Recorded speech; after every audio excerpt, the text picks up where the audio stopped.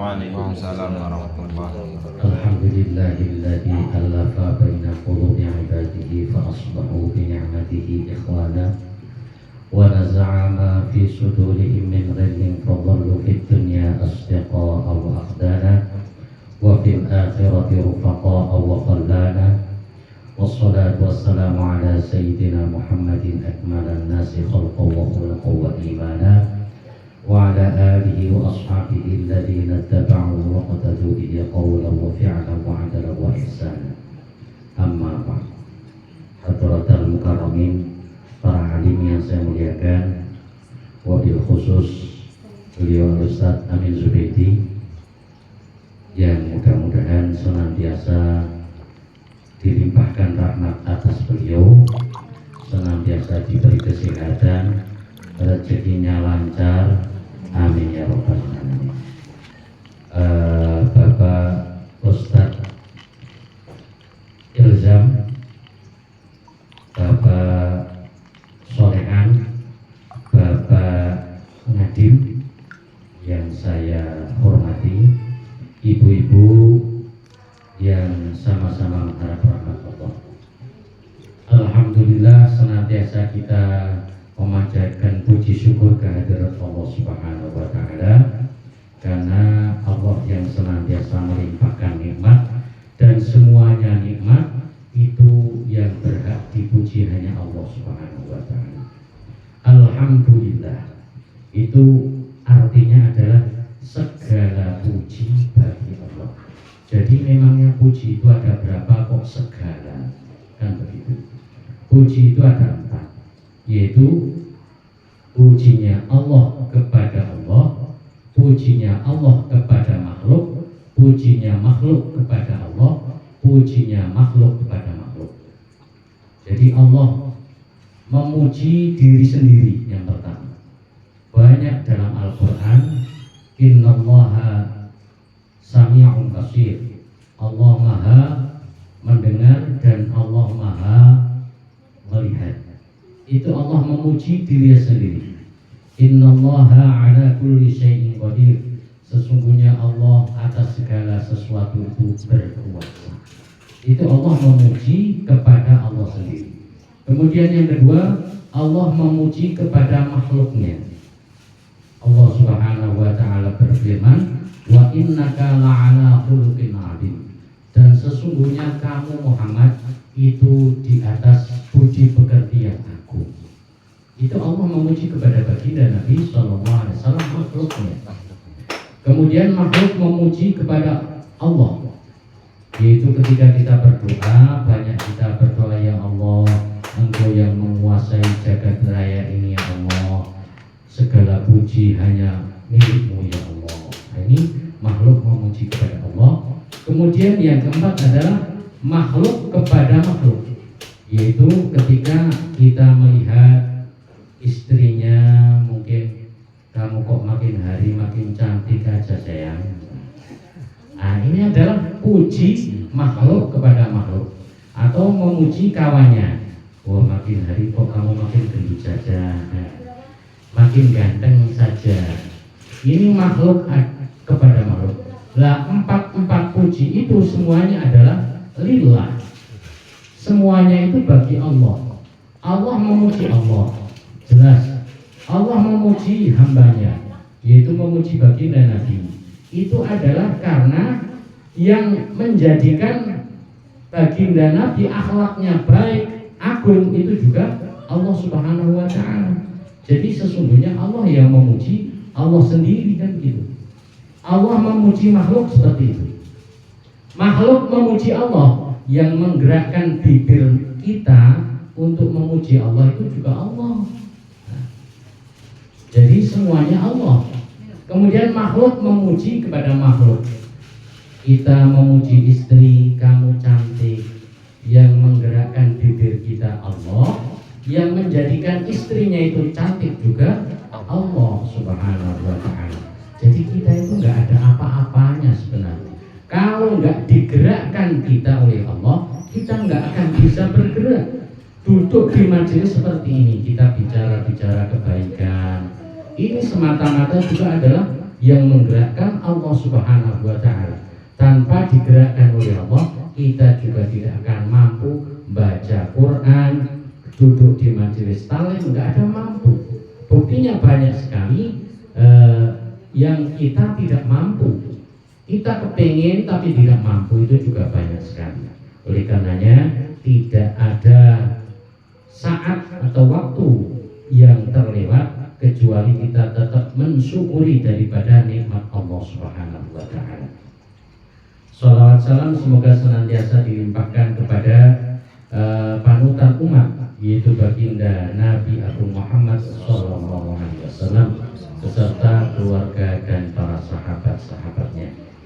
Hadirin hadirat yang sama-sama mengharap rahmat Allah, kalau kita putar rekaman sejarah dari dulu sampai sekarang itu, maka kita akan melihat dan mengetahui betapa banyak orang-orang yang sudah hidup di dunia ini, dan ada orang-orang yang jaya, sukses, terkenal, viral.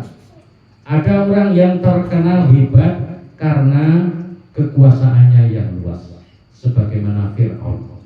Dia berkuasa bertahun-tahun dan kekuasaannya sangat besar, sehingga orang yang menentangnya akan dihabisi. Tapi ketika kekuasaannya habis pula kebesarannya sampai di situ. Ada orang yang besar karena hartanya banyak, seperti Korun. Itu juga kalau hartanya habis, dia ditenggelamkan oleh Allah, maka habis pula kebesarannya sampai di situ. Dan banyak lagi orang-orang yang dikiranya sukses, tapi ternyata dia hanya tidak mampu diuji oleh Allah Subhanahu wa taala.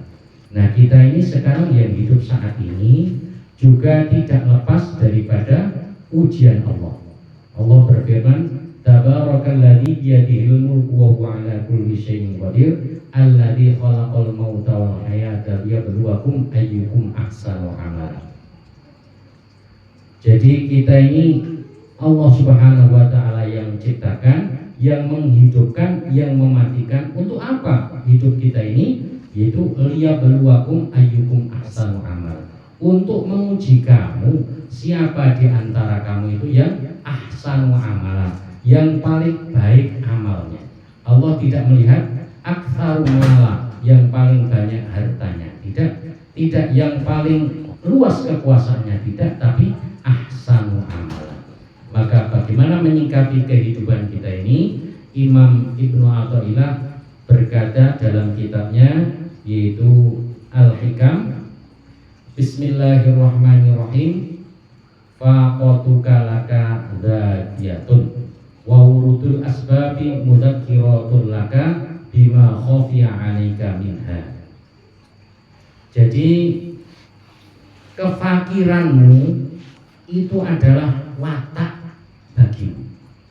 Kefakiran atau kita butuh kepada Allah itu adalah watak kita.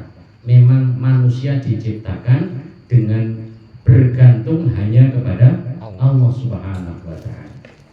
Kemudian wa wurdul asbabi mudzakkiratul laka, dan datangnya asbab-asbab itu adalah pengingat bagi kamu tentang apa yang samar daripada fakoh atau daripada kefakiran atau tidak ada kekuasaan kita itu. Jadi kita itu memang diciptakan oleh Allah fakoh, dalam keadaan membutuhkan kepada Allah. Tapi Allah juga menciptakan asbab-asbab supaya kita ingat bahwa kita harus minta tolong kepada Allah Subhanahu wa taala. Kalau Allah itu sebenarnya kuasa, tapi mencabut nyawa kuasa. Mencatat amal baik buruk tiap hari mampu. Tapi Allah juga membuat asbab-asbab. Allah menugaskan malaikat Jibril untuk menyampaikan wahyu. Allah kuasa menyampaikan wahyu sendiri. Allah kuasa mencabut nyawa sendiri. Allah kuasa untuk mencatat amal baik buruk sendiri.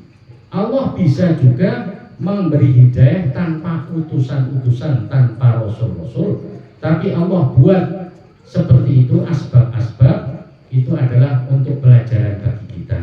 sehingga ada malaikat pencabut nyawa namanya malaikat Israfil, ada yang membagi rezeki namanya malaikat Mikail, dan seterusnya.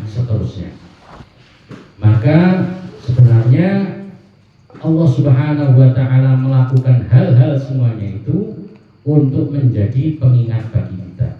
Oh, ternyata kadang-kadang hidup itu uang kayak datangnya lancar gitu. Kadang-kadang kok ya sulit begitu. Sehingga ketika sulit juga ini asbab untuk mengingatkan bahwa kita ini memang butuh Allah Subhanahu wa Ta'ala.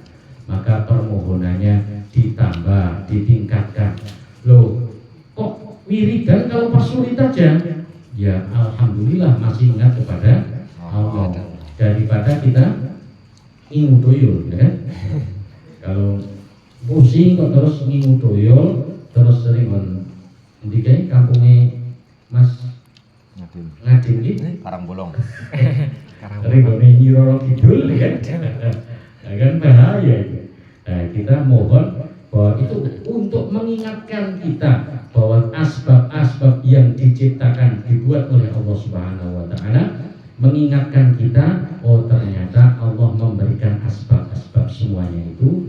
Ben kadang-kadang kita butuh nyambut gawe, butuh pertolongan Allah dengan cara apa.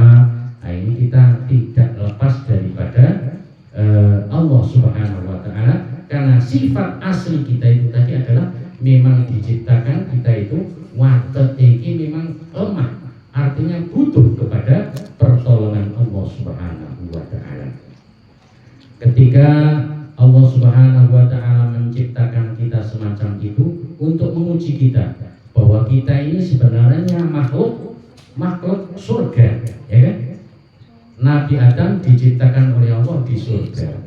Kemudian beliau melakukan kekhilafan itu pun atas kehendak Allah di dunia. Kemudian di dunia beliau amalkan perintah Allah dan beliau nanti akan kembali dalam keadaan juga diampuni oleh Allah dan masuk lagi ke surga. Nah, kita anak cucunya juga sama. Kita itu makhluk Allah, ada di antara kita yang turun dari surga kemudian kembali lagi ke akhirat, bisa yang langsung ke surga.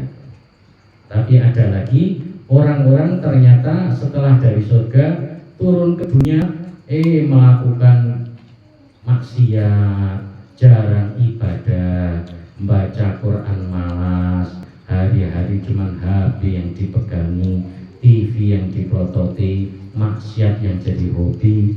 Nah, ini nanti pulang ke akhirat dalam keadaan berlumur dosa, maka akan dicuci dulu oleh Allah Subhanahu wa Ta'ala di neraka. Setelah bersih, karena dia itu seorang yang beriman kepada Allah dan Rasulnya, maka baru akan dikembalikan lagi ke surga. Ada malah yang di dunia itu setelah turun dari surga itu tidak ada iman di hatinya, maka dia akan dikembalikan lagi ke akhirat dalam keadaan tidak ada iman, maka khalidina fiha abada, kekal selama-lamanya di dalam neraka. Na'udzubillah. Ini dari itu analogi yang disampaikan bahwa kita itu seperti orang yang mau punya gawe, kan itu, punya gawe, mau menikahkan anaknya, kemudian ternyata tidak punya ugo rampi perabotan. Jadi pinjam di perabotan piring-piring, gelas-gelas yang ada di Pak RT. Maka Pak RT mau pinjam piring untuk acara apa? Acara pernikahan anak saya. Boleh. Maka diambil dari lemari, tentunya dalam keadaan bersih, dibawa ke tempat kita pesta itu. Setelah kita pesta selesai, dicuci lagi, kemudian dikembalikan ke Pak RT. Maka terima kasih Pak RT, ya langsung aja itu dimasukkan ke lemari, langsung masuk lemari. Kemudian ada lagi piring-piring, ternyata mungkin yang pinjam yang lain dikembalikan ke Pak RT dalam keadaan kotor, masih ada rendangnya, ada sambelnya, macam-macam. Wah, ini kok kotor seperti ini, Mbak? Iya, nggak sempat nyuci Pak RT. Nah, Pak RT agak marah gitu, nggak marah gitu. Gimana ini pinjam piring kok nggak tanggung jawab? Maka akhirnya ya sudah sini. Akhirnya Pak RT sambil merengut, wah itu piringnya dicuci dulu, pakai sabun, pakai abu dan sebagainya. Baru setelah bersih, nah itu dikembalikan ke lemari lagi. Yang ketiga, ada orang yang pinjam piring ini bukan kotor, apalagi bersih, tapi malah dalam keadaan pecah. Ini Pak RT, loh kok pecah? Iya Pak RT, maaf, ketutup anak saya. Oh iya ya. Nah ini yang pecah begini, Pak RT nggak mau lagi memasukkan ke dalam lemari, sudah buang saja. Nah, cari gantinya yang lain, kan itu. Nah ini orang semacam itu turun dari surga, ada yang kotor dicuci dulu, ada yang bersih langsung kembali ke surga, ada yang cacat tidak ada iman, maka tidak akan pernah kembali lagi ke surga atau ke lemari tadi. Nah, kita diuji oleh Allah Subhanahu wa Ta'ala dengan berbagai macam ujian ini untuk menjadikan diri kita ahsanu amal. Ketika ada ujian datang kepada kita, bagaimana kita bertambah keyakinannya kepada Allah Subhanahu wa Ta'ala. Karena jangankan kita, Nabi Ibrahim saja ketika sudah tahu bahwa Allah itu Tuhan dan Allah itu yuhyi wa yumit, mematikan menghidupkan, beliau berkata, wa idh qala Ibrahimu Rabbi arini kaifa tuhyil mauta. Ya Tuhanku, perlihatkanlah kepadaku bagaimana engkau menghidupkan orang mati. Yang mati-mati itu menghidupkannya itu macam mana? Caranya gimana? Wahai Tuhan. Maka Allah berfirman, qala afalam tu'min. Loh, apa kamu enggak iman, Ibrahim? Bala, iman ya Allah, ya Allah. Walakin yatma'inna qalbi. Tapi biar hati saya itu tenang. Jadi melihat bagaimana engkau menghidupkan itu tambah yakin, kan begitu. Kita ini kadang-kadang perlu itu. Kita ini kadang-kadang Allah memberi rezeki. Nah, kita ini buktinya kadang-kadang ada orang yang memang membuktikan semakin kita menyelesaikan kepada Allah suatu masalah, maka Allah akan makin masukkan keyakinan kita kepadanya. Semakin kebesaran Allah masuk ke dalam hatinya. Semakin kita menyelesaikan masalah dengan yang lain selain Allah, begitu ada masalah kayak Pak Yeman tadi kan, begitu waktu langsung ingat dokter. Tapi beliau kan itu cuma apa? Perantara saja. Nah, kalau kita biasa langsung begitu sakit langsung ke dokter, belum Allah langsung dokter sembuh, langsung memuja-muja pada dokter. Oh memang Pak Maskur kok kan itu. Oh memang mixagrip. Nah ini semakin kita ketika ada masalah kembalinya kepada asbab, maka kebesaran asbab makin masuk ke dalam hati. Sehingga besok lagi ketika ada penyakit lagi langsung kepada dokter. Nah, tapi orang yang biasa menyelesaikan masalah kepada Allah, maka kebesaran Allah akan masuk ke dalam hati kita. Maka ketika mungkin sakit, langsung Allah dulu baru dokter. Ketika enggak duit, ya bagaimana? Allah dulu, Allah yang kita mintakan, kemudian baru asbab-asbab yang lain. Ketika datang rezeki, Masya Allah, Allah yang memberikan rezeki pada saya. Ketika penyakit kita sembuh, Allah yang menyembuhkan saya. Begitulah latihan kita. Sehingga ketika Nabi Ibrahim itu setelah begitu ditanya, kamu gak iman Ibrahim? Iman ya Allah, tapi biar tenang hati saya. Kebesaran Allah makin masuk. Maka diperintahkan untuk menyembelih seekor burung di 4 gunung. Yang satu di gunung sana, yang satu di gunung sana. Di apa namanya? Sembelih itu 4 burung itu, kemudian diiris-iris, dimutilasi kecil-kecil gitu. Setelah itu dicampur itu daging-daging burung itu, kemudian setelah dicampur ditaruh yang satu gunung sana, gunung sana, gunung sana, gunung sana. Kemudian setelah itu panggillah dia, maka dipanggil oleh Nabi Ibrahim, "Hai burung, datang sini." Maka begitu cepatnya burung yang tadi sudah dicampur-campur itu hidup kembali. Nah, itulah keyakinan bahwa Allah Subhanahu wa Ta'ala yang menghidupkan, yang mematikan. Asbab yang ada pada diri kita itu untuk mengingatkan kita kembali bahwa sesungguhnya kita itu memang hamba yang butuh sekali kepada Allah Subhanahu wa Ta'ala.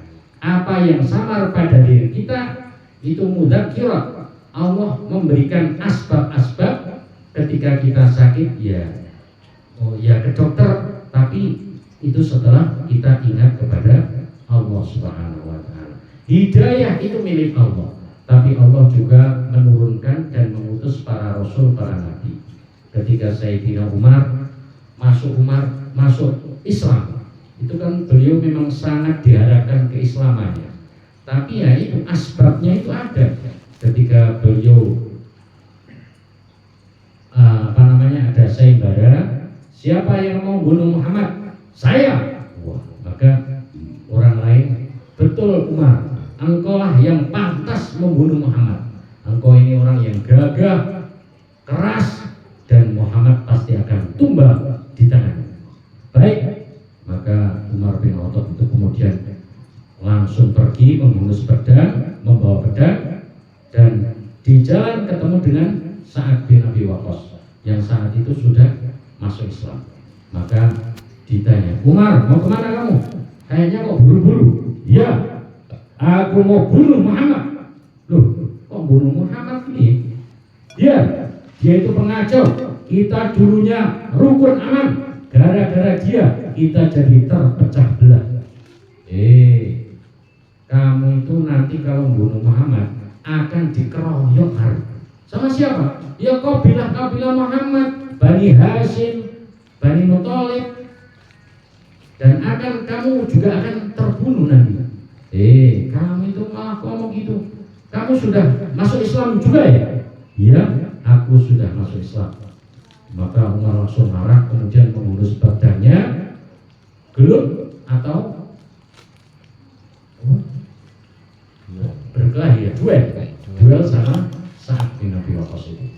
Ketika sedang berhenti sebentar, diserang, maka Sa'ad mengatakan, "Umar, sebelum kamu datang membunuh Muhammad, kamu itu harus tahu apa? Adikmu itu loh, Fatimah, itu juga sudah masuk Islam." Adikku? Iya. Ya sudah. Dia kemudian pergi kepada rumah adiknya, yaitu Fatimah. Ketika itu di rumah Fatimah sedang ada Habab bin Al-Arab, yaitu sahabat Nabi yang sudah masuk Islam, sedang mengajari atau taklim dengan keluarga Fatimah itu, sedang baca Al-Quran. Maka datanglah Umar, "Hei, buka pintu." Wah, ternyata dibuka pintunya. Siapa itu? Umar kayaknya. Maka Habab bin Al-Arab itu kemudian sembunyi di rumah itu. "Kamu sembunyi aja." Ya, sembunyi. Habab dibuka pintunya. "Ada apa kan?" Ini adiknya. "Gak apa-apa." "Apa tadi yang aku dengar? Baca apa tadi?" "Gak apa-apa, kita sedang duduk santai." "Siapa tadi yang membaca?" Kita aja kan." "Awas kan." Maka dipukullah. "Aku dengar kamu sudah masuk Islam ya Pak? Masuk agama baru itu." "Agama itu kan bagus kan?" Bagus, dengkulmu." Langsung dipukul ini Fatimah ini sampai berdarah. Maka setelah itu adik iparnya, yaitu suaminya Fatimah itu juga keluar dan membela istrinya.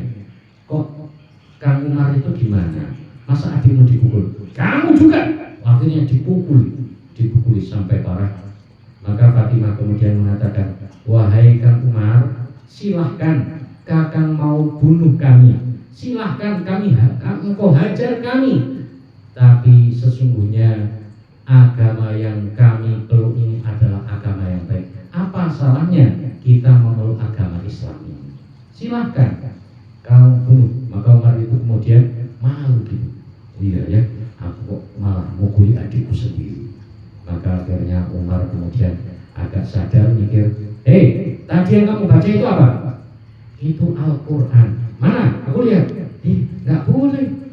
Kang Umar harus bersih dulu. Itu harus dipegang hanya oleh orang-orang yang suci. Jadi aku harus apa? Mandi. Baik, aku mandi dulu. Maka dia mandi. Sudah Kak, meredai emosinya. Mandi. Setelah mandi, mana kitabnya? Ini. Ditunjukkan. Ternyata dibaca oleh Umar bin Khattab itu surat Toha dan seterusnya sampai akhirnya kepada Inni anallahu la ilaha illa ana fa'budni wa aqimis sholata li dzikri. Maka ketika membaca surah ayat itu, Umar bergetar, penuh keringat dingin keluar sampai pikirannya, ini memang bukan tulisan manusia, bukan ucapan manusia. Maka bergetar hatinya, kemudian pertemukan aku kepada Muhammad wahai Fatimah. Maka Habab yang umpetan tadi keluar dari persembunyiannya dan mengatakan, selamat bahagia wahai Umar. Siapa kamu? Aku Habab. Aku Kemis kemarin mendengar baginda Rasulullah SAW berdoa, mendoakan kamu wahai Umar. Beliau berdoa, ya Allah kuatkanlah Islam dengan salah satu dari Umar bin Khattab atau Amr bin Hisham, yaitu Abu Jahal. Maka ternyata Allah memilih engkau wahai Umar. Akhirnya Umar ini minta diantarkan ke rumah baginda Nabi, dan di situ beliau masuk ke dalam Islam. Nah ini Islamnya Umar bin Khattab radhiyallahu an itu adalah hidayah Allah Subhanahu wa taala. Tapi asbab-asbab yang diberikan oleh Allah itu adalah untuk mengingatkan kita bahwa kita ini juga perlu dakwah. Kita itu juga perlu menyampaikan agama kepada yang lain. Kita perlu bagaimana asbab-asbab yang menjadikan hidayah itu kita laksanakan. Bukan hanya kita langsung dalam hal dunia maupun akhirat. Baik itu dunia, itu juga asbab-asbab yang diberikan oleh Allah untuk mengingatkan kita. Akhirat atau agama juga seperti itu. Maka kembali kepada sifat kita bahwa kita itu adalah faqih, kita adalah fakir, tidak punya apa-apa, tidak punya kekuatan apa-apa. Kita mudah-mudahan ditetapkan iman dan Islam kita dan keyakinan kita kepada segala sesuatu itu dikeluarkan oleh Allah dan dimasukkan kebesaran Allah ke dalam hati kita. Amin ya rabbal alamin. A'udzu billahi minasyaitonir rajim. Bismillahirrahmanirrahim. Allahumma shalli ala sayyidina Muhammad wa ala ali sayyidina Muhammad sayyidil awwalin wal akhirin wa sallallahu radhiyallahu tabaraka wa ta'ala kulli sahabati rasulillahi ajma'in walhamdulillahi rabbil alamin hamdan yuwafi ni'amahu wa yukafi mazidah ya rabbana lakal hamdu kama yanbaghi li jalali wajhika wa 'azimi sultan ya awwalal awwalin wa ya akhiral akhirin wa ya dzal quwwatil matin ya rahimal masakin ya arhamar rahimin ya hayyu ya qayyum bi rahmatika nastaghith Allahumma inna nas'aluka ridhaka wal jannah wa na'udzu bika min sakhatika wan nar la ilaha illa anta subhanaka inna kunna minadh dhalimin la ilaha illa anta subhanaka inna kunna minadh dhalimin Allahumma inna nas'aluka 'ilman nafi'a wa 'amalan mutaqabbalan wa qalban khashi'a wa lisanan shadiqan wa rizqan halalan thayyiban wasi'an mubarakan Allahumma khudh minna wa taqabbal minna wa aftah 'alaina abwaaba la ilaha illallah كما فتحتها على أهل لا إله إلا الله نسألك يا لا إله إلا الله بحق لا إله إلا الله أن تحيينا بلا إله إلا الله وأن تميتنا على لا إله إلا الله وأن تحشرنا في زمرة من قال لا إله إلا الله وأن تنور قلوبنا بلا إله إلا الله وأن توفقنا إلى إخراج معاني لا إله إلا الله من بحر لا إله إلا الله.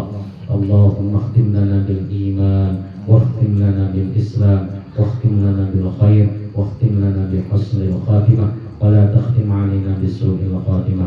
Ya Allah, Ya Rahman, Ya Rahim, Ya Mujibah Sa'ilin, Engkaulah penguasa jagat raya ini ya Allah. Engkau yang membolak-balikkan hati kami ya Allah. Tetapkanlah hati kami atas iman dan keyakinan kepadamu ya Allah.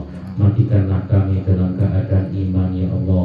Hidupkanlah kami dalam keadaan iman ya Allah. Berikan kemudahan dalam segala urusan-urusan kami ya Allah. Kembalikan diri kami kepada ridho dan perintah-perintah Engkau ya Allah. Perbaikilah hati kami ya Allah. Perbaikilah akhlak kami ya Allah. Perbaikilah hati kami ya Allah. Berikan kemudahan dalam segala urusan kami ya Allah. Lapangkan rezeki kami ya Allah dengan rezeki yang barokah ya Allah. Berikan kepada kami ilmu yang manfaat dan barokah ya Allah. Ya Allah, begitu banyak Engkau berikan nikmat kepada kami ya Allah, namun kami belum pandai mensyukuri nikmat-nikmat Engkau ya Allah. Kami gunakan nikmat-nikmat untuk bermaksiat kepadamu ya Allah.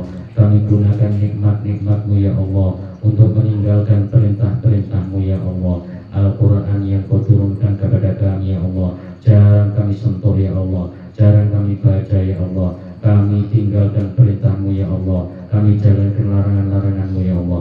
Inilah kami hamba yang terlumur dengan dosa ya Allah, berkelimang dengan maksiat ya Allah. Ampuni dosa-dosa kami ya Allah. Jadikan keluarga kami ya Allah keluarga yang Kau ridho ya Allah. Jadikan istri kami istri yang salihah ya Allah, istri yang taat dan menolong kami dalam agama-Mu ya Allah. Jadikan anak-anak kami anak-anak yang salihah ya Allah, hafidhah ya Allah, yang dapat berguna bagi nusa bangsa dan agama ya Allah. Ya Allah, limpahkan rahmat-Mu di majelis ini ya Allah. Jauhkan majelis ini dari murka dan balak-Mu ya Allah. Rabbana atina fid dunya hasanah wa fil akhirati hasanah wa qina adzabannar. Wa sallallahu ala sayyidina Muhammad wa ala alihi wasallam. Subhana rabbika rabbil izzati amma yasifun wa salamun alal mursalin walhamdulillah.